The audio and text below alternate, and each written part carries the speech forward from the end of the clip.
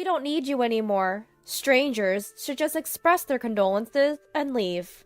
With no regard for the onlookers, my mother-in-law yelled, "Today is the funeral of my recently deceased father-in-law. This woman who typically tormented me took this opportunity to let loose on me more than ever.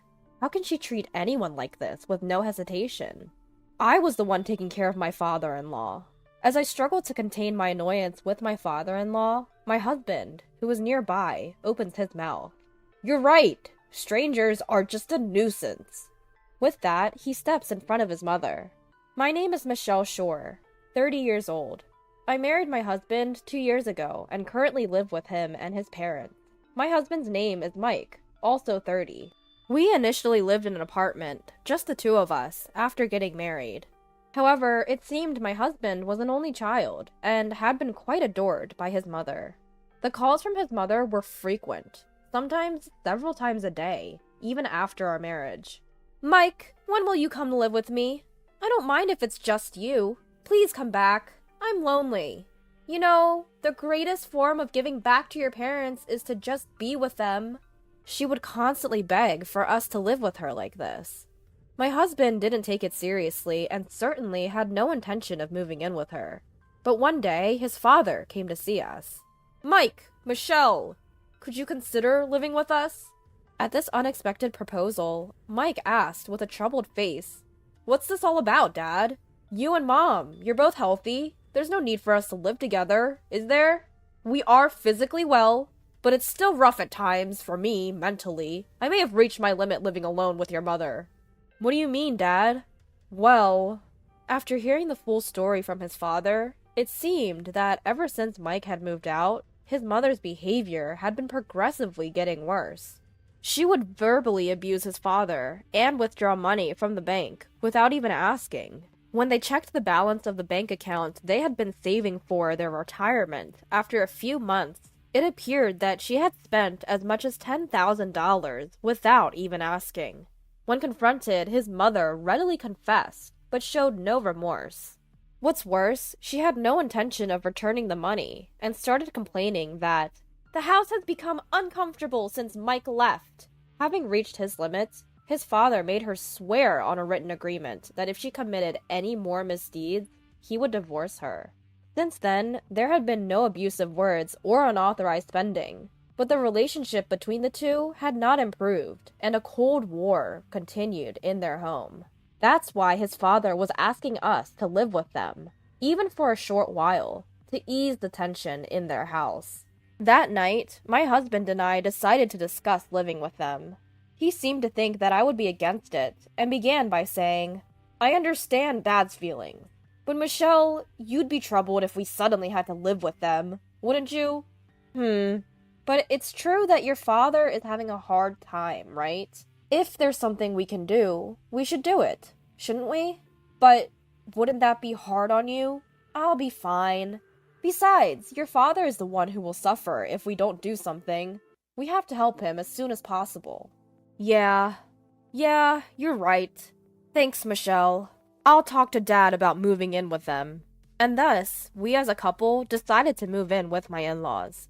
My husband and my father-in-law came to an agreement, and our new life started immediately the next month. My husband Mike always noticed my changes, and was someone I could rely on when things got tough. My father-in-law, too, had a good relationship with us ever since our first meeting during our engagement. However, the one thing that concerned me was my mother-in-law. As I mentioned earlier, she doted on her son Mike, incredibly. When we went to meet them for our engagement, she only talked to Mike and completely ignored me. Even after we got married and visited their house a few times, she only talked to Mike. When she did talk to me, it was the bare minimum, and she made it very clear that she didn't enjoy our conversations. It wasn't that I had a bad relationship with her, I just personally found her difficult. However, since moving in, she was always happy because she got to live with Mike. So we didn't have any major issues, even though she never really talked to me. One day, after about a year of living together, an incident broke out, and it turned our life upside down. I got a phone call while I was at my part-time job. It was from Mike, who should have been at work too. "Michelle, Listen carefully, he said. It seems that Dad has collapsed and been taken to the hospital by an ambulance. What? Dad? I replied. I'm leaving work now and heading to the hospital. What about you, Michelle? Of course, I'm coming too. I'll talk to my manager right now. Okay, let me know when you get to the hospital. I hurried to the hospital and met up with Mike. When we got to my father-in-law's room, he was lying in bed, but turned to us and spoke. Sorry for making you worry, he said with a smile, which gave us a bit of relief. But then I noticed something odd. I looked around and timidly asked him, Dad? Where is Mom? Oh, her. She's at home. Home? Why? I collapsed at home. She didn't even bother to call an ambulance. I had to call them myself. So, she didn't even ride with you in the ambulance? That's right. But don't worry about it. Oh, Dad. The shocking revelation left us speechless. Not only me, but Mike too was turning red with rage. Thankfully, my father-in-law recovered and was able to be discharged after a few days. However, he was diagnosed with advanced cancer, and the collapse had left him with severe paralysis throughout his body, leaving him unable to live alone.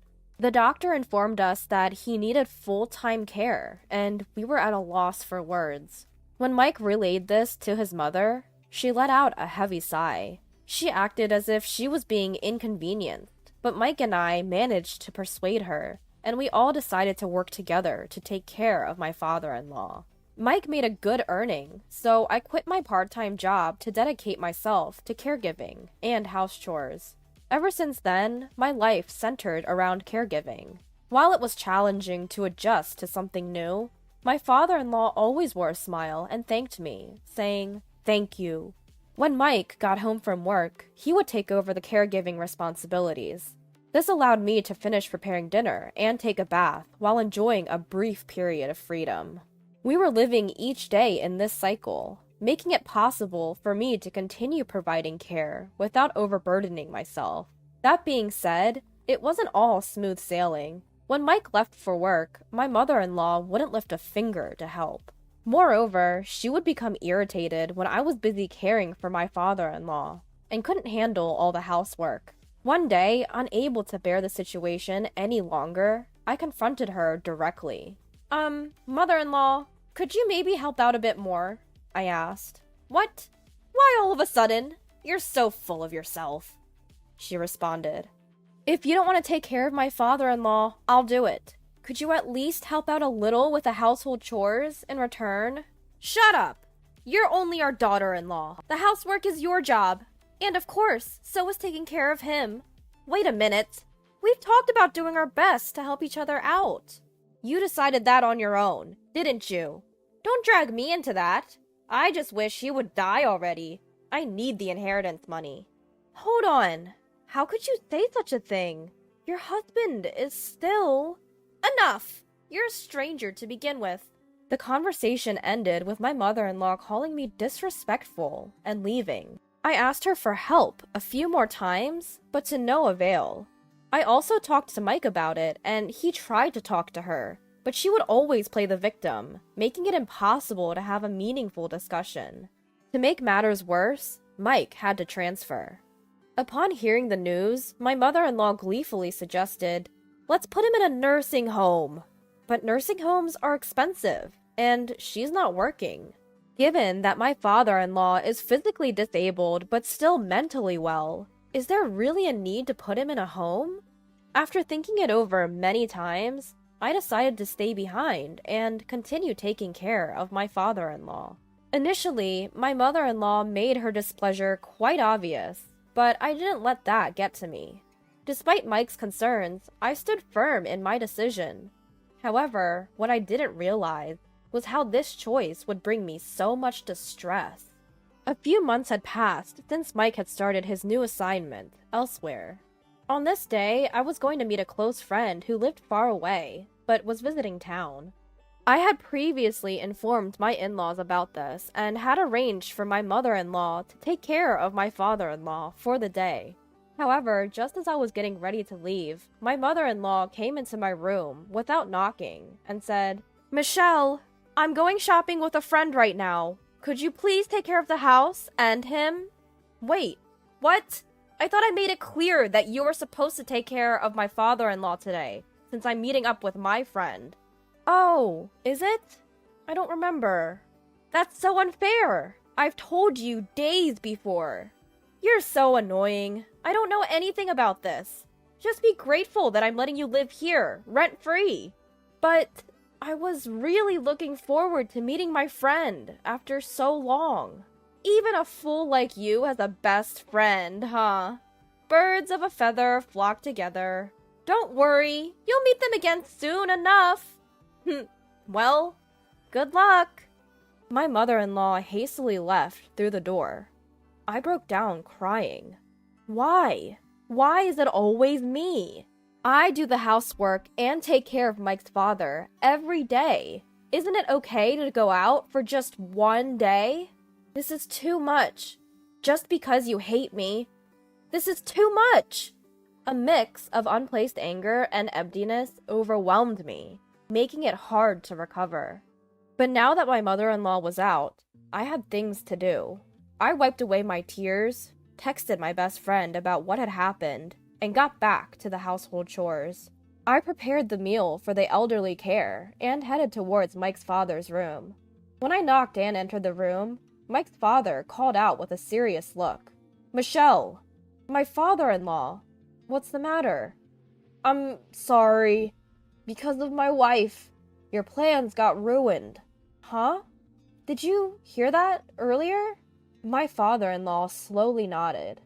Then he pulled something out of the drawer next to his bed and handed it to me. "My father-in-law, this is... Could you do me a favor in my stead?" "But are you sure?" "Yes, I am. It's something I've decided a little while ago." Saying that, he pulled out a voice recorder from under his pillow. When the play button was pressed, an unbelievable voice came out. After hearing everything, I promised to fulfill my father-in-law's wish and went to this one place on a later date. But that was the last thing I was able to do for my father-in-law. 2 weeks later, my father-in-law's condition suddenly worsened in the middle of the night. Even though he was rushed to the hospital by ambulance, it was too late, and he passed away. My husband, who hurried back from out of state, was not able to be there at the end. "Father-in-law, what's the matter?" My mother-in-law, who always claimed it was too much of a hassle, left all the arrangements for the wake and funeral to my husband. We held a simple wake, just with our close family members, and then the day of the funeral arrived. My father-in-law had started his own company when he was alive, and continued to work until the day he collapsed, so he had an extensive network. A large number of people attended the funeral, all showing tears for my father-in-law's death. I exchanged greetings with my father-in-law's acquaintances and waited for the funeral to start. Then my father-in-law, who had been sitting on a chair at the edge, approached me with determination. "Michelle, how long do you plan on staying here?" "Huh?" "Not huh? Now that his care is done, there's no need for you to be here anymore." "Wait, mother-in-law, what are you saying?" "We don't need you anymore. Strangers should just send their condolences and leave." Without caring about the surrounding eyes, my mother-in-law spit out these words as if making fun of me. At her loud voice, the surrounding people started to murmur. My mother-in-law reached out her hand to me and smirked. "Leave your condolence gift and go." At that moment, I felt my blood rush to my head. Who does she think she is? Just leave your condolence gift? We don't need you? This is no joke. How much do you need to insult me to be satisfied? I stepped closer, about to give my mother-in-law a piece of my mind, but the person standing in my way was none other than my husband, Mike. Slowly, with a hard stare at his mother, he began to speak. "That's right, Mom. Strangers are a nuisance." "My dear son, you think the same, right, Mike?" "Yeah, I do. So, could you please leave, Mom? You're not my mother anymore. Just take your stuff and go." "What? Mike, What are you? Desperately clinging to her son, my mother-in-law's face tightens into a forced smile. Her voice trembles, her disturbance clearly visible.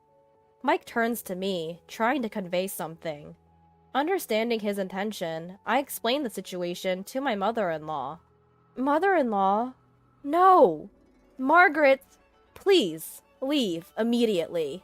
What did you just say? In your position as a daughter-in-law? I'm no longer your daughter-in-law. I'm a complete stranger. What are you talking about? You're not planning to steal that man's inheritance, are you? You've conspired with him and Mike to do this. No way! All of that man's inheritance is mine! No, it's not anything like that. After all, you're not getting a single penny of the inheritance. With the facts laid out clearly, my mother-in-law stares at me, wide-eyed. For some reason, she grabs my collar and raises her voice.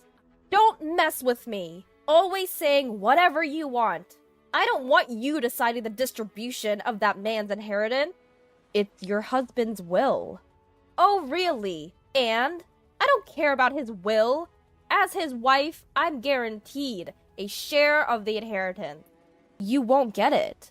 After all, you're divorced from my father-in-law. What? Yes, my mother-in-law is already divorced from my father-in-law, and I was the one who submitted the divorce papers. That day, my father-in-law showed me his divorce papers. Previously, he had made a pact saying, "The next time you commit a misdeed, we'll get a divorce." Out of precaution, he had apparently made my mother-in-law sign the divorce papers. She continued to torment me, even ruining my plans with my best friend.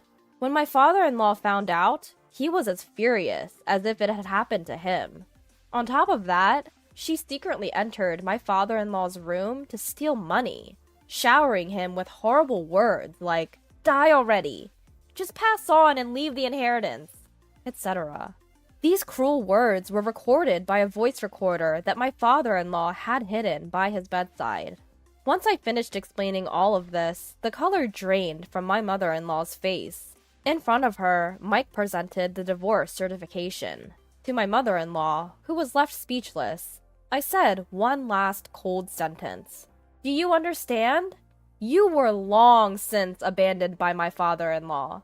It's just horrible that you trampled over the feelings of such a kind man. Wait a minute! Without his inheritance, how will I live? You've got to be kidding. Someone as lowly as you have no right to inherit the legacy left by my father-in-law. You should be thankful you've been able to live freely until now. From now on, you'll live a lonely life on a meager social security check. I'll never help you. I hope you suffer more than my father-in-law did when he was sick, and struggled to survive. With these words, my former mother-in-law left, crying. The funeral commenced shortly after, but she never returned. After the funeral, I returned home, but she was nowhere to be found. I packed my belongings and moved to my husband's place. Since we deleted my former mother-in-law's number, we have no idea what kind of life she's living now. Even if she were in trouble, we would not help her. Of course, we have no intention of seeing her either. After the move, Mike and I bought a small Christian shrine and decided to place a picture of his father. I started looking for part-time work nearby, and we returned to our dual income lifestyle. It's busy, but quite fulfilling. Bye, Dad. I'm off now, Mike said. I'm leaving too, father-in-law, I also said, and left. Every morning, we do this, paying respects to the picture of Mike's father before we head to work. It seems like the man in the photo is smiling back at us.